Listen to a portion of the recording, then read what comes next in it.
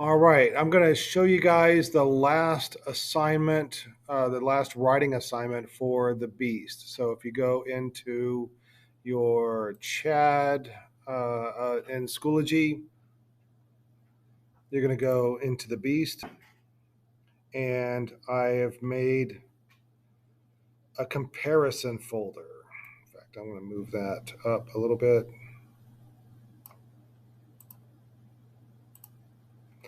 I've made a comparison folder. So you click on that. I have some instructions. All right, so you are going to find a work of art that looks similar to your chosen work for the Beast, but it has to be a different era or a different culture or a different style. And I'll show you examples, or I'll show you an example. Both our works have to be from the first semester. That means you cannot go into the second semester and find an artwork to compare to.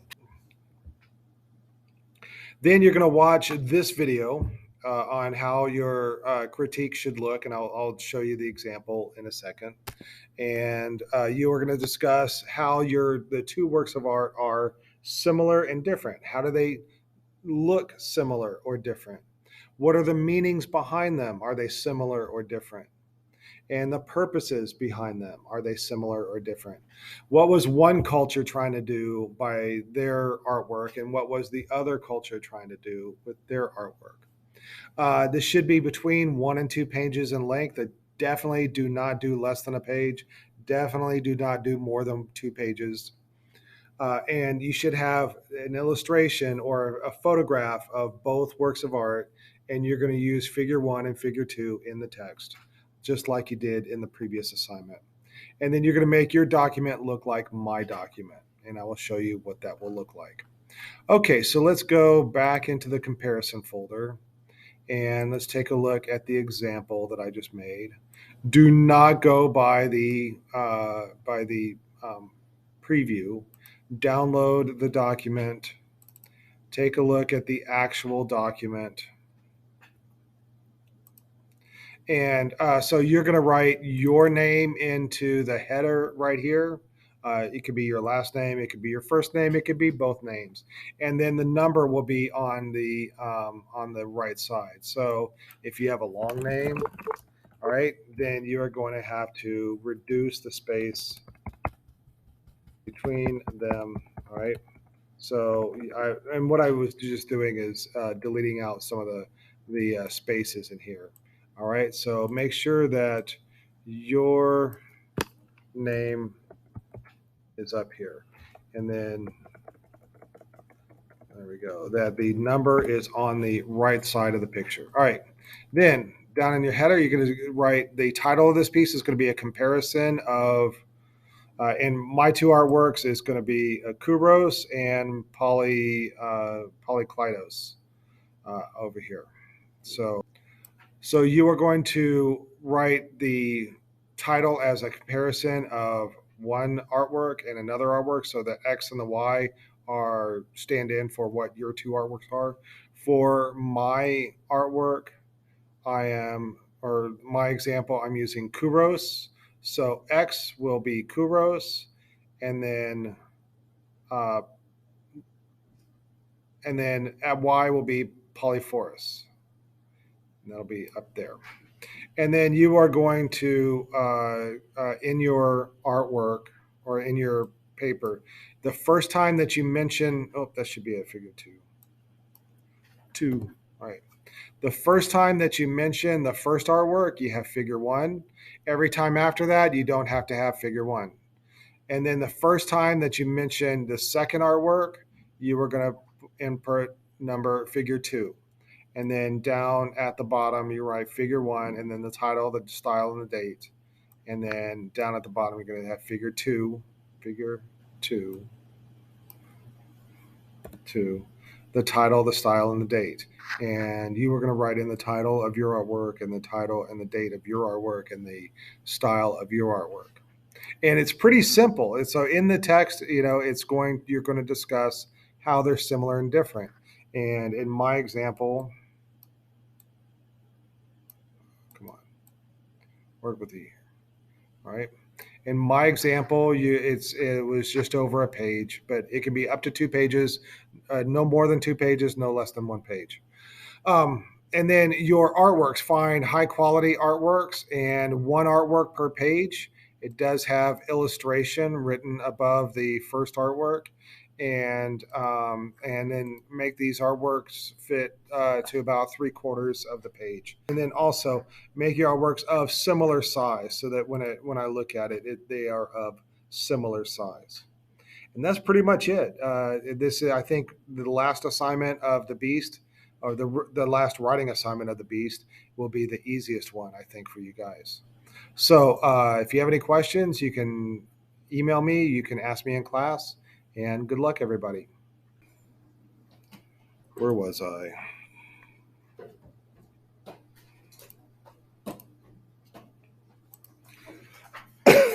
All right. The critique assignment. I got that all set up for you guys in Schoology. I did that yesterday. So I'll go over that in just a second. And the comparison assignment, the last writing assignment that you'll do for the Beast, is due November 8th. So we will be finished doing everything for the Beast before Thanksgiving. And then after Thanksgiving, we're going to put the Beast together. So let me show you some things that I want to share with you. If we go into Schoology and click on your CHAD, go into Unit 2, and that's where you can upload your article. And here's there's an ID, slide ID review. Start making your flashcards now. Start studying for your slide IDs now. And we will go over it tomorrow, but start the review now. And then the exam review, we'll go over it tomorrow, but you can start looking at it now. These are all the terms that will be on the test. All right. And also in Unit 2, the article assignment, that's just all the rules on the article. So some people are still confused about how to find an article. I'm still getting articles from 1912 and stuff like that. So make sure that you are finding the correct articles. Now I want to go into, the Beast. If you go into the Beast, the style, era, period assignment, I really hope everybody's done with it and they're ready to turn it in today. If not, you're going to have a really busy day today. And I don't even know if you can do it in a day. Anyways, I want to show you in art criticism. This how-to art criticism is a video of me teaching you how to do the art criticism assignment. So I'm not going to do it in class. You guys come here, watch my video, and here is all the materials that you will need for doing your art criticism assignment. It's due in 2 weeks. All right, and then I'm going to back out and we're going to go into the comparison. And there's a how-to video on how to do the comparison. This would be the easiest thing that you do in the Beast. So here are the materials that you'll need for that. Watch this video. It explains how to do the comparison. That is due November 8th. So your instructions for the last 2 things to do in the Beast are in Schoology. Watch the videos. Don't wait until the last minute. Do that now. All right? Okay.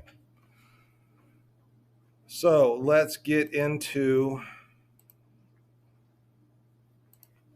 the late Roman, and let's go down the Ludovisi battle sculpture. All right. We are going to now look at,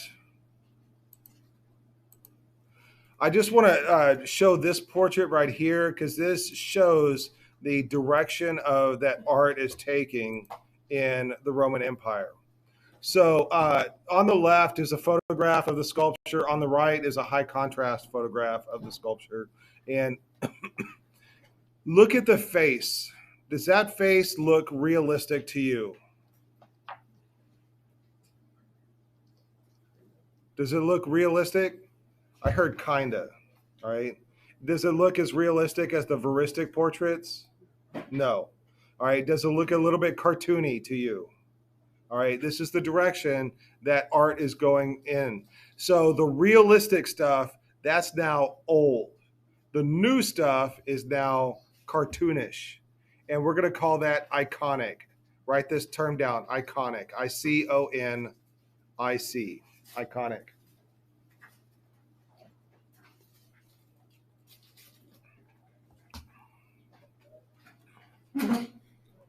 All right. So it's more stylized. They're moving towards late antique period, and so that shows this cartoonish style. All right, we're going to move on from there, and I want you to know what the Tetrarchy is. The Roman Empire just got too big for its britches. It was just too much to handle with one emperor, so they divided it into four emperors. And each emperor of Rome manages their own area. So there was a lot of civil war, and there was a lot of fighting amongst different factions of the Roman Empire. So they split the empire up into four sections, hoping that that would restore order. And so now the city of Rome is no longer the central power. It's divided up. So one emperor gets the England and France. Another emperor gets Spain and Italy and this part of Africa. Another emperor gets the Greece and Thrace. And then another emperor gets the eastern section of Turkey and Egypt. So these are the four emperors that rule over the different parts of the Roman Empire. There's Maximian, Diocletian, Constantine, and Galerius. All right, and I want to point out here is the. All right, this is not Probus. I need to fix that. Okay. But it's not necessary because this particular sculpture will not be on the test. However, I do want you to know that these sculptures are getting more and more abstract. So look at his face; he's beginning to look more cartoonish, and it's becoming almost completely abstract and unrealistic. And he's identifiable only by the inscription. It's no longer looks like the person that they are portraying. And experts are not really sure who this bust is.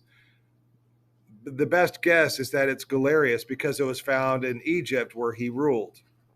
And then also look at the color of the stone. What color is that stone? You say red, right? Yeah, it has this reddish purple kind of look. That is porphyry, Porphyry, porphyry. And it's a very difficult stone to carve. It's very rare, and it's very expensive. So it's even more expensive than the best marble.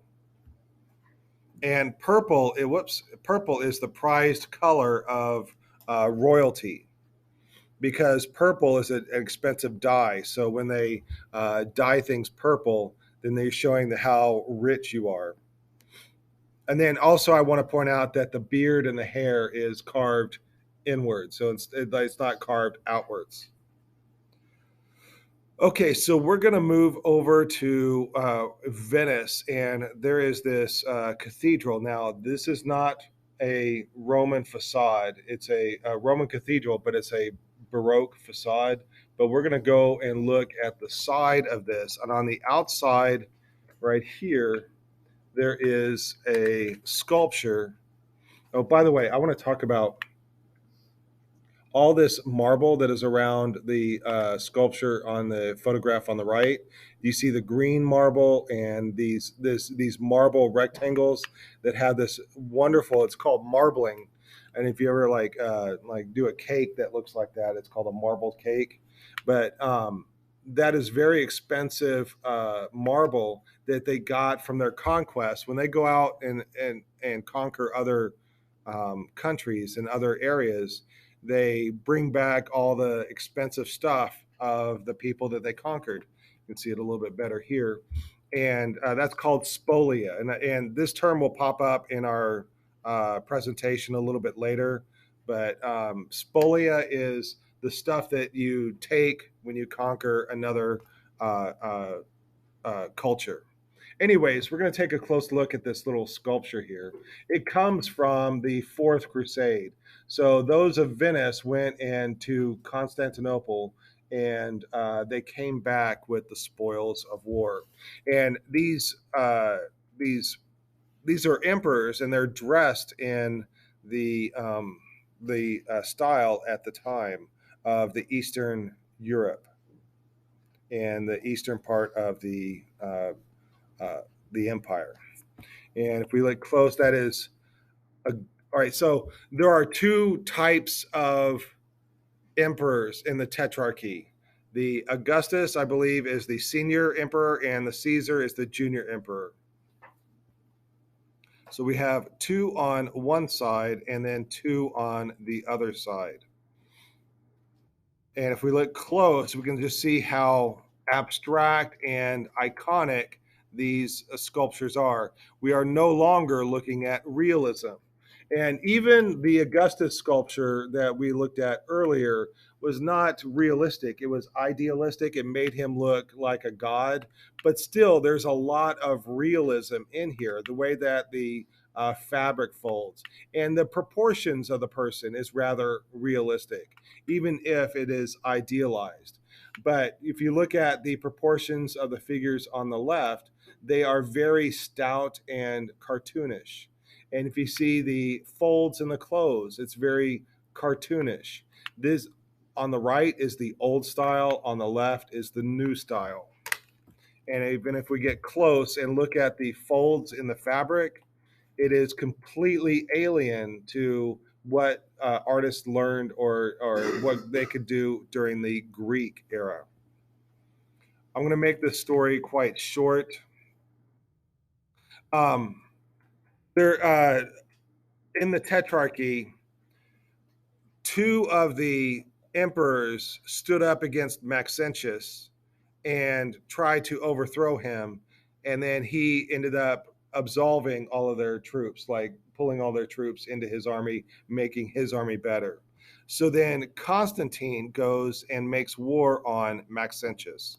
Long story short is Constantine has a much smaller army than Maxentius, and before the battle, Constantine sees a vision of a cross up in the sky, and he hears the words that, let's see, he sees the cross. That night he has a dream, and Christ tells him to use the sign against his enemies. And he puts the Chi Rho on the shields of his men. And this Chi Rho is a Christian symbol because it is the first two letters of Jesus' name in Greek. And it's also a pagan symbol. It is the pagan symbol for good. So the Christians in the army are fine with it. The pagans in the army are fine with it. Everybody rallies behind this symbol. Maximinius goes to the oracle, and the oracle tells him the enemy of Rome will perish. Long story short, there is a battle, and Constantine wins the battle, and Maximinius falls into the river. Constantine becomes emperor. Now, this is important for us, and he's one of the most important emperors because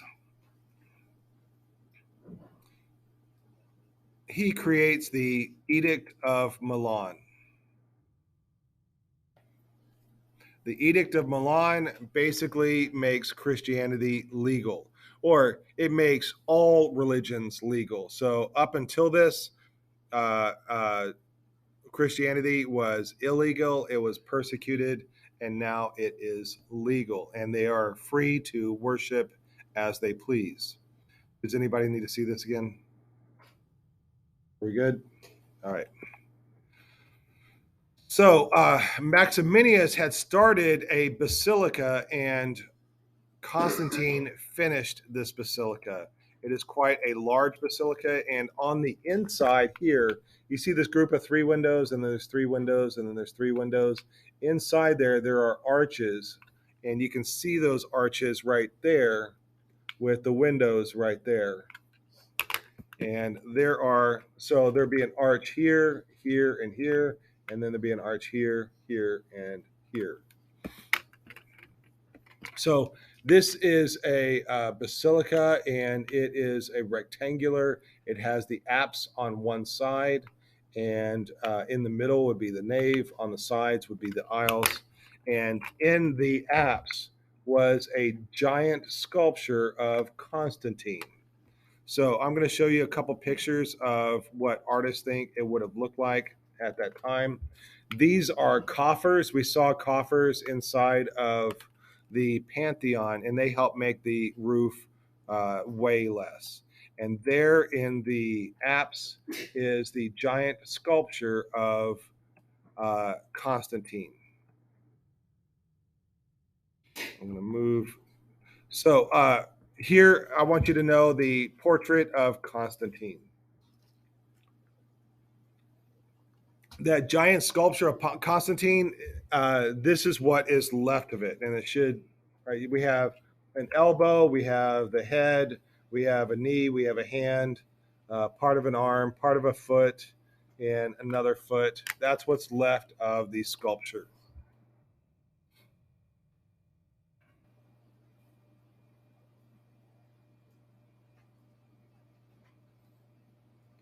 Are we good to go?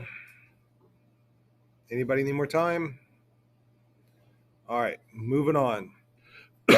They have recently recreated the sculpture, so you can go and look at it. And what I think is cool is there's a observation deck up here, so you can look at it from above.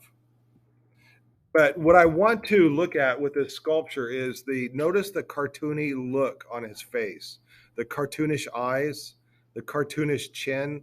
The chin reminds me of Peter on Family Guy. All right, he has that exaggerated chin. And we can compare it to previous portraits of emperors, where the one on the right, Caracalla, looks rather realistic and it has an emotion in it, whereas Constantine looks very iconic and it is lacking of emotion. And the message, when it lacks the emotion, is that Constantine is eternal. He is godlike. So he doesn't react to things that are around him. And then we can compare it to uh, uh, this one right here that is very abstract. And then the Trajan one is quite realistic, but other Roman sculptures were idealistic. So I want you to know the difference between iconic on the left and idealistic on the right. Idealistic is the perfect proportions, and thank you, Alia.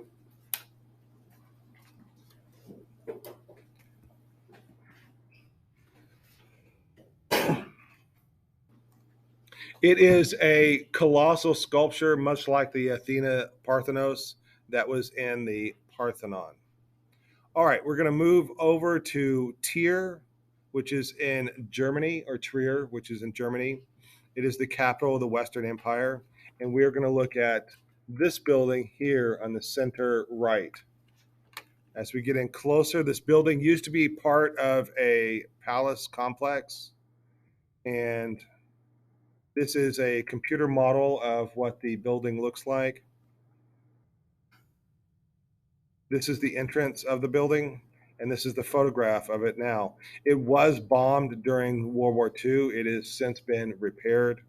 and it is based on a basilica plan. This is a Roman basilica plan, and we this is the Basilica Ulpia, where you had the apse on both sides, and then the entrance on the long side. Well, this building has the apse on one side, and the entrance is on the opposite side on the short part of the building. On the inside, it is rather bare, and it was converted into a church, and it had marble revetments. A revetment is a marble slab that covers over a cheaper material underneath. It could be concrete, it could be just plain bricks, but you put marble, like a thin slice of marble on the top of it, and it looks like the whole building is made out of marble. So it's like pretending to be expensive when you're not really being expensive. Does that make sense? Yes, right. Yes, right. Make it look like wood when it really isn't wood. All right. In the apse in Roman times, it was the seat of power of Caesar to officiate law and government. In Christian times, it is the seat of power in the church. And the Christians stripped out most of it to make it more humbling, and that's like a very Christian thing to do. Is to there are some Christians who are very humble and they want everything to be simple and basic, and there are other Christians who want to show the glory of God and make everything over the top, amazing, and elaborate. These the ones that were in charge of this church wanted to make it humble and simplistic, and so they took out anything that made it extravagant. All right. On the outside, notice that there is a thinner wall and then a thicker wall right here between the windows. All right. And the reason why it's thicker between the windows, these are supports that help support the wall. And these are called buttresses. I want you to write this term down: Buttress. A buttress is a architectural support.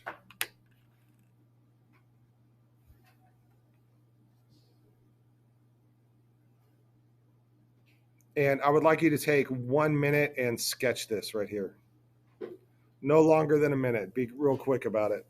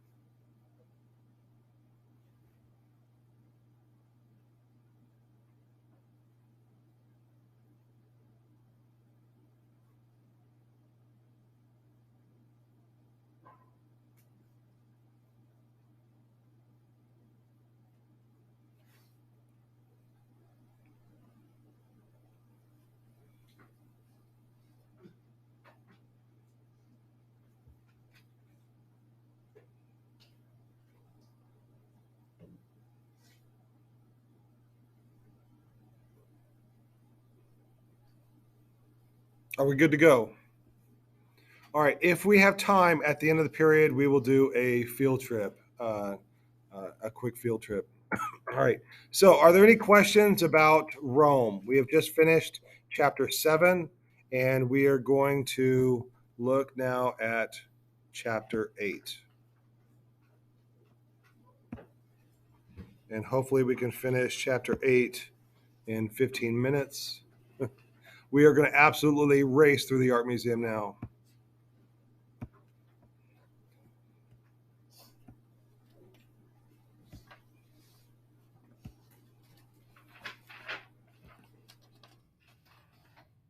All right, we're going to race through the art museum, chapter 8. At the top of the next page, I want you to write chapter 8, or you can write late antiquity.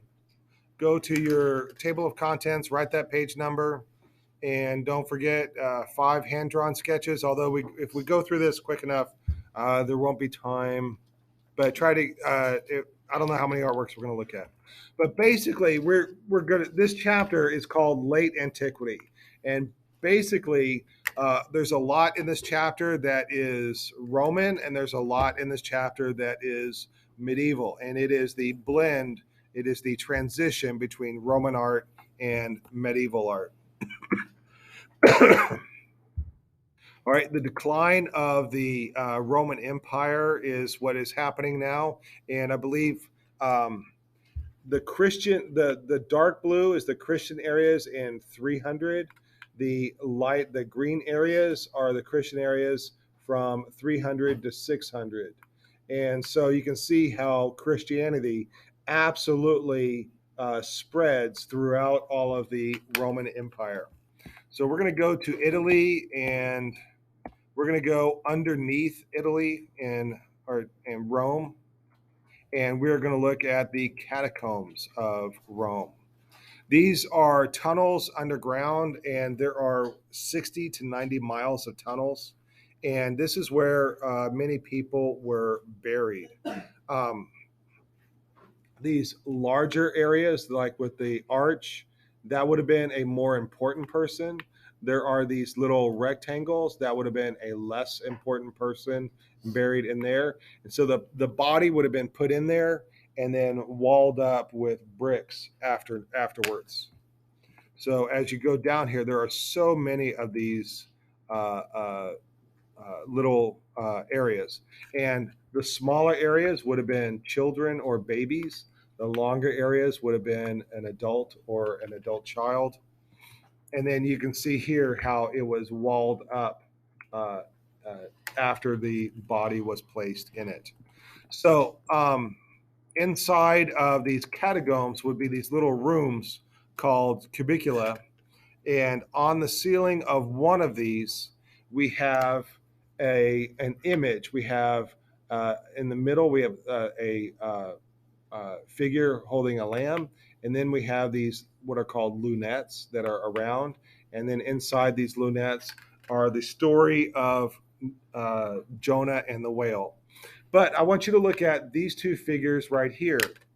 All right, I want everybody to mimic their pose with your arms. What are they doing? They're doing this. Have you everybody, every single person? All right, I know it's too cool to do this. All right, but where have you seen this pose before? Yes, in church. All right, this is called the Orient pose, and it shows up a lot in this time period that we are looking at, the late antiquity and late Roman and the early medieval. And like you said, we see this pose in church. All right, I'm going to skip this story time. This is basically the story of Jonah. He was swallowed by a whale for 3 days. And I want you to know what this term is: prefiguration.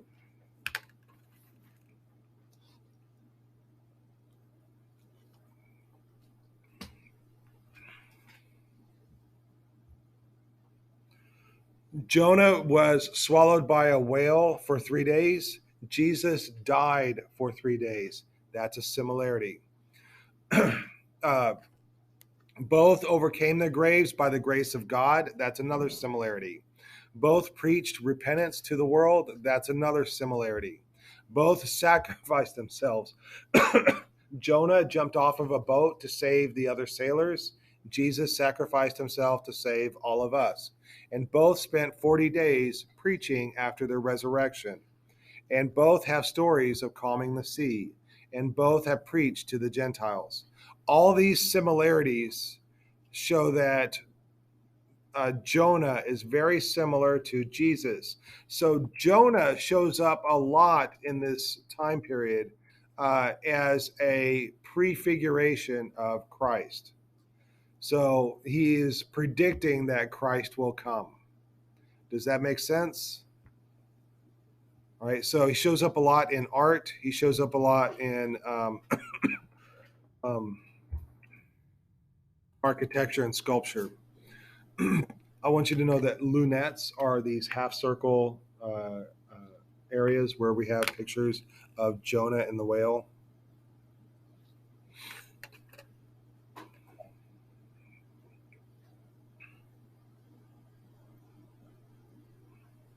Is everybody good with the lunettes? Do you need more time? I'm going to move on. So in these lunettes, here is Jonah jumping out of the boat. You can see the whale right there. The whale is swallowing Jonah. All right, a very strange looking whale, I might add, but a whale nonetheless. And then here is another part of the story where Jonah is resting under the gourds. But in the center, we have Jesus carrying a sheep on his shoulder with other sheep around. So he is shown here as the good shepherd. And this is an image of Jesus that is continued until this day. So the image on the right is a contemporary image of Jesus, contemporary to us. And then on the left is a contemporary image of Jesus, contemporary to them. So this image has come up a lot in Christian art. And over here, all right, so is this ours? All right, here is another image from the catacombs of Jesus as the Good Shepherd, and it is the same pose as a Roman image, and it's the same. It's like the artist obviously copied from this, and also this is a time where Christians and pagans are occupying the same spaces. So you want to not offend one or the other. So a lot of the imagery of this is coming from pagan sources. So this Christian image comes from a pagan source. And you can see it here. This is ancient Greek, this is ancient Rome, and this is early Christian. So they are pulling this imagery of Christ as the Good Shepherd from Greek and Roman imagery. And it shows up a lot. There are all these relief sculptures on sarcophagi, and it shows Christ as the Good Shepherd carrying the lamb.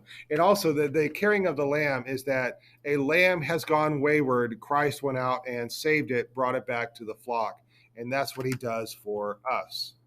Now, also, I want you to notice that on these three images on the left, Christ has no beard, and his hair is rather shortish. This long-haired, bearded guy on the right does not show up until much later. So in early Christian art, Christ is shown as younger and beardless. Remember in Roman or in Greek art that it was the bearded sculptures that showed age and wisdom. And so Christ is shown as being young here. And in this sculpture right here, I want you to notice how realistic it looks. This is an anomaly at this time. This is I don't know if it's a fluke but it's unusual to have a sculpture that is this realistic. If you look at the folds in the clothes, the pose, the proportions, everything looks realistic, even if you look at it from behind. And it is carrying the same pose as the ancient Greeks. It's a contrapposto pose. The artist that made this is looking back to the ancient Greek and Roman and is following in the tradition of that. But we are moving into this era where it is iconic. So on the right, we have this iconic image of Jesus with the sheep. On the left, we have a more realistic one. And then the other thing I want to point out is that Jesus is being shown as a philosopher. This is a philosopher Jesus. He's wearing a toga. He's wearing Roman toga and Roman and Greek toga and Roman and Greek footwear to show that he is a philosopher and not a soldier. And it shows him to be smart. Philosophers teach. Jesus taught, and that is the message here. It also appeals to the elite, the people that have lots of money. They're buying sculptures, and so you make a sculpture for them, and you want to do things that they would like. So you make it look like they look. All right, we're going to take a look at this sarcophagus of Junius Bassus. I was looking at the ID slides earlier this morning, and this sarcophagus is on the slide ID list. Junius Bassus was a Roman prefect. That means he was a politician, and he converted to Christianity on his deathbed.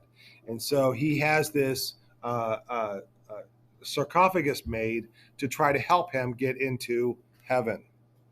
The inscription around the lid states that he was baptized just before he died. And it's decorated on three sides. It's meant to be up against the wall.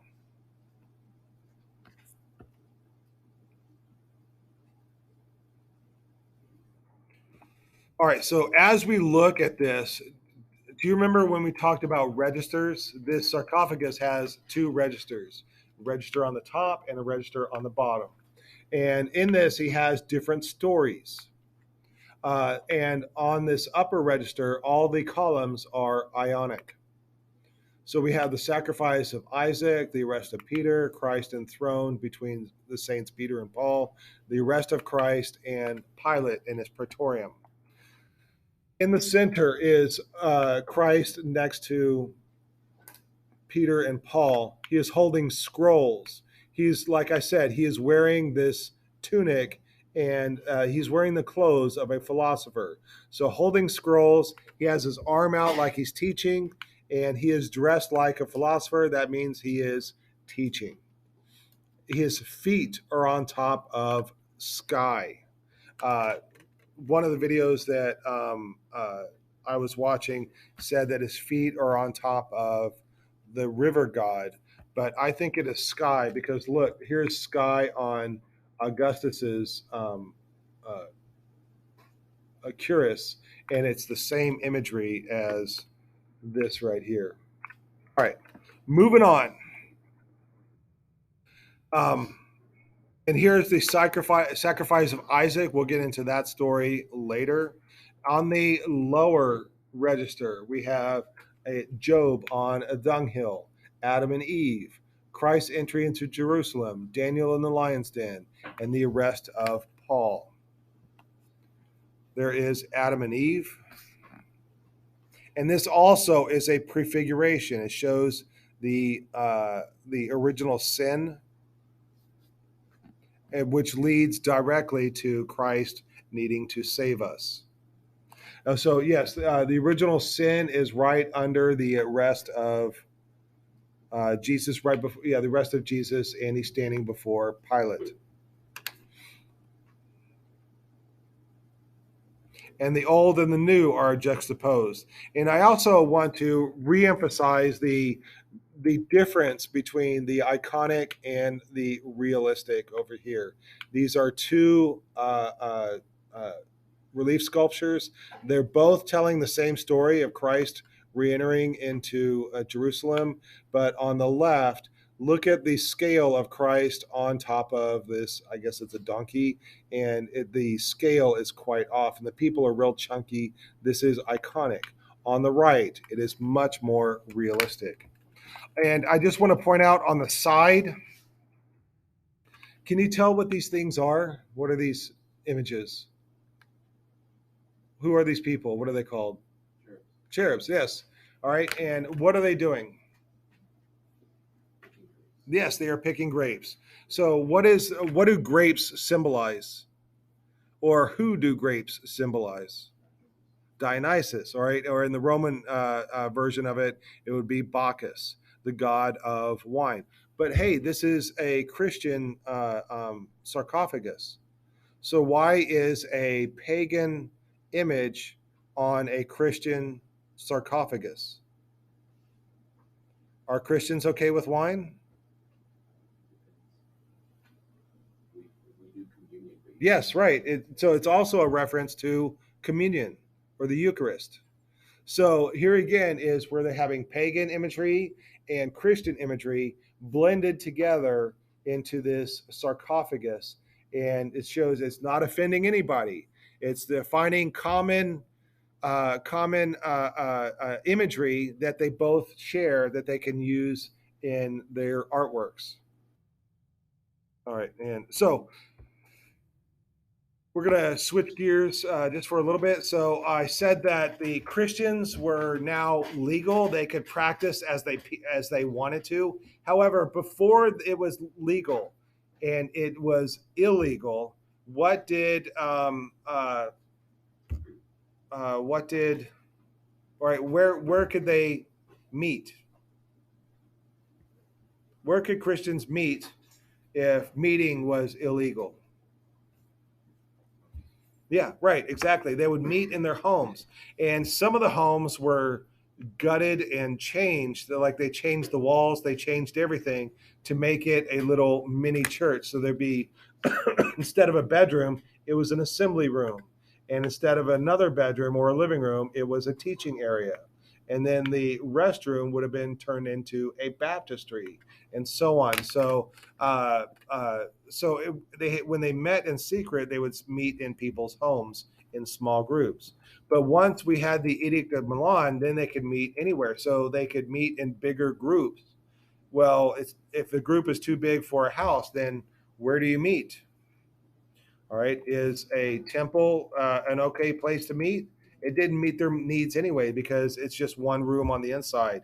You know, there's no baptistry, there's no teaching area, there's no meeting area, so a temple didn't work.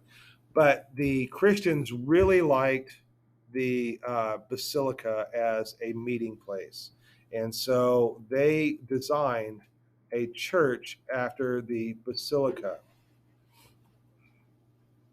Um, if you don't know, this is Saint Peter, and he was basically the number one apostle of Jesus' 12 apostles, and he was the first pope in Rome, and he was crucified upside down because he did not want to be crucified the same way that Jesus did. He didn't feel that he deserved to be crucified. All right, this is a circus. So basically, it's a racetrack for chariot races, and this is the racetrack or the circus of Nero.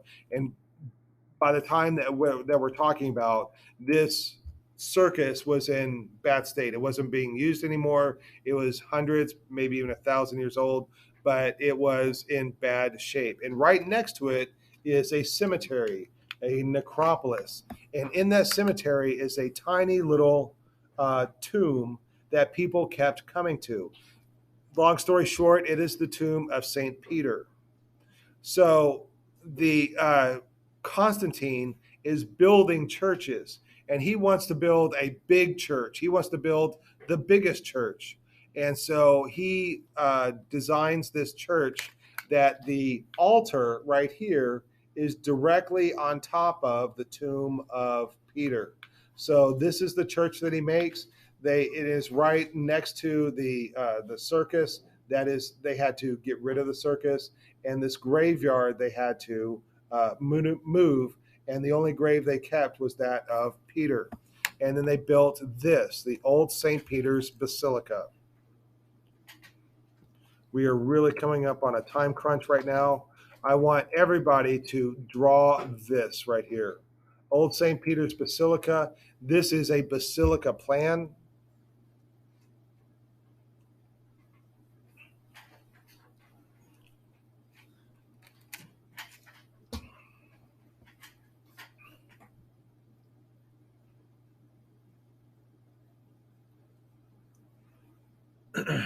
In the center is the nave. On the sides are the aisles. And in the back, do you see that arch back there? That is the apse.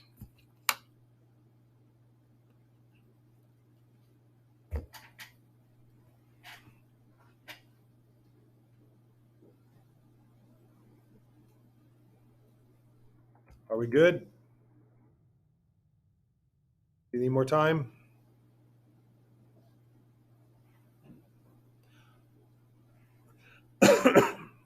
I'll come back to this.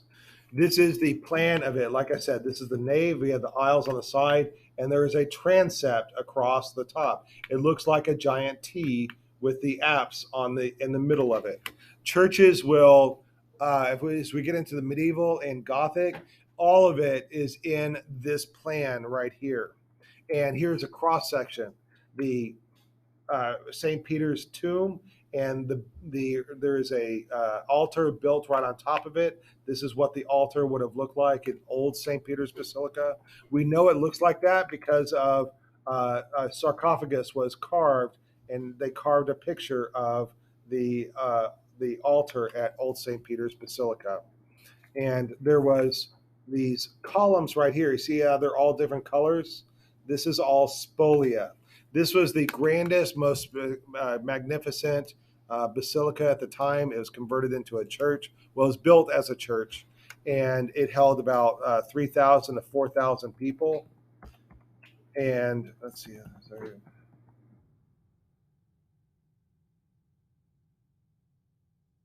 All right, this will end us for today. And we are going to review tomorrow. All right, I'm sorry, there are 2 field trips that we did not take today. All right.